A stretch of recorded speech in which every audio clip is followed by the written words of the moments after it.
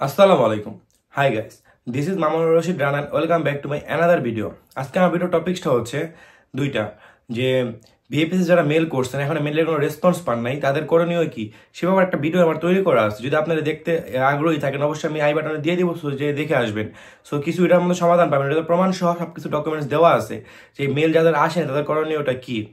আরেকটা টপিক, যাদের মেল আসছে এখন স্লট খালি পান নাই তাদের করণীয় কি। আরেকটা হচ্ছে যে 25শে মার্চ যারা অ্যাপ্লাই করছেন সিজনাল ভিসায় তাদের নাকি নুলস্থা ওটা শুরু করে দিছে। সো এই ব্যাপারে কিছু আলোচনা করবো। সো প্রথমত আপনাদের বলি, যারা 25শে মার্চে অ্যাপ্লাই করছেন তাদের নাকি নুলস্থা ওটা শুরু করেছে, এটা পুরাই একটা ভুল তথ্য যে দিছে। আপনি যাদের তো পান তারা সব উল্টাপাল্টা তথ্য দিচ্ছে।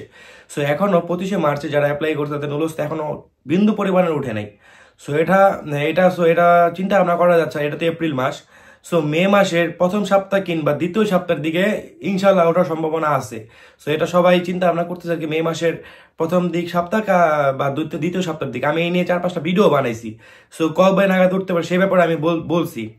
আর বর্তমানে যারা দেখেন যে আমি আরো 4-5টা ভিডিও বানাইছি, ওটার মধ্যে একই কথাই বলছে, মালিকের দুধ সার্টিফিকেট, আলেজ্য, ঋদিত্ব যদি সব ঠিক থাকে অবশ্যই আপনি ভিসা পাবেন। দেখেন এখন 2024-এ সেম কাহিনী হচ্ছে, যাদের মালিকের বাসার আলেজ্য ঠিক আছে তারাই ভিসা পাবেন।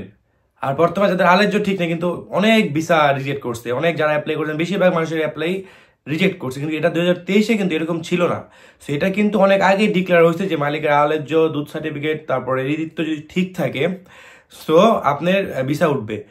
এটা অনেক আগের থেকে এটা ডিক্লেয়ার ছিল, কিন্তু তারা এত ধীরগতিভাবে চেক করতো না। 2024 এখন বর্তমানে এইসব ধীরগতিভাবে চেক করতেছে, এই জন্য আর কি এখন এটা কন্ট্রোল হচ্ছে। এখন বেশিরভাগ মানুষেরই যাদের মালিকের বাসার আলেজ্য ঠিক নাই তাদের বেশিরভাগ ভিসা রিজেক্ট করছে।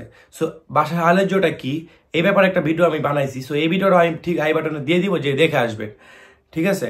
আর যারা মেল করছেন, সো মেলের এটা তো এখন আমরা মার্চের দিকে প্রত্যেক মাসে 25 তারিখে একটা স্লট খুলে থাকে মার্চের দিকে। সো এই এপ্রিলের যে স্লটগুলো ছিল সেটা খোলা হয়ে গেছে। সো স্লটগুলো কিন্তু খালি নেই। সো এটা মে মাসের দিকে ইনশাল্লাহ আশা করা যায় আপনাদের স্লটগুলো খালি হয়ে যাবে। সো যারা মেল করছেন, মেলের অনেকে অ্যান্সার পাইছেন, আমাকে অনেক ভাই কমেন্ট করছেন যে ভাই মেল করছি, মেলের অ্যান্সার পাইছি, সো আমার এখন তো স্লট খালি পাচ্ছি না। ইনশাল্লাহ স্লট খালি পাবেন। এটা তো যে মে মাস, এটা তো এপ্রিল মাস, মে মাসে যখন আসবেন ইনশাল্লাহ সবার যে অ্যাপার্টমেন্টের জটিলতা আছে এটা শেষ হয়ে যাবে। সো তখন এটা ক্লিয়ার হয়ে যাবে, পরিষ্কার হয়ে যাবে যে আপনারা যে মেল করে যে যতটুকু যাচাই বাছাই করতেছে এটা কতটুকু সত্যতা বা এটা কতটুকু ওনারা ক্লিয়ার করতে পারবে, তখন এটা সবার চোখের সামনে একদম ক্লিয়ার হয়ে যাবে। সো এটা কি আদৌ কোনো একটা ধান্দাবাজি নাকি সবার সমস্যা সমাধানের জন্য মেলটা যে ওনারা প্রক্রিয়াটা করছে এটা কি এই জন্য নাকি ধান্দাবাজি, এটা ক্লিয়ার হয়ে যাবে সো মে মাসের দিকে। সো মে মাসের দিকে ইনশাল্লাহ আশাবাদী করা যাচ্ছে যে মে মাসের দিকে সবার যে নুলস্তারগুলা যে ফাইল দিয়ে আপনার মেল করছেন ওই মেলের অ্যান্সারগুলো পেয়ে যাবেন।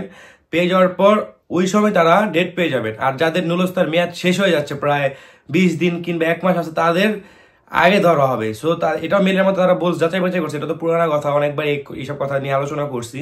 সো যাদের নুলস্তার মেয়াদ শেষ কিংবা 20 দিন কিংবা 1 মাস আছে তাদের ধারাবাহিকভাবে যে সিরিয়ালটা আগে দেওয়া হবে যদি তাদের নুলস্তাগুলো অরিজিনাল হয়। আর যদি এই মেলেরটা যদি মে মাসে যাচাই বাছাই করা যদি সম্পূর্ণ স্বয়ংক্রিয়ভাবে ঠিক হয়ে যায় সো অবশ্যই এটা একটা বিএমএস এর গ্লোবালের জন্য একটা অনেক বড় কৃতজ্ঞ আর কি, যে আমাদের জন্য এভাবে যদি প্রতারণা থেকে আমরা বাঁচতে পারবো।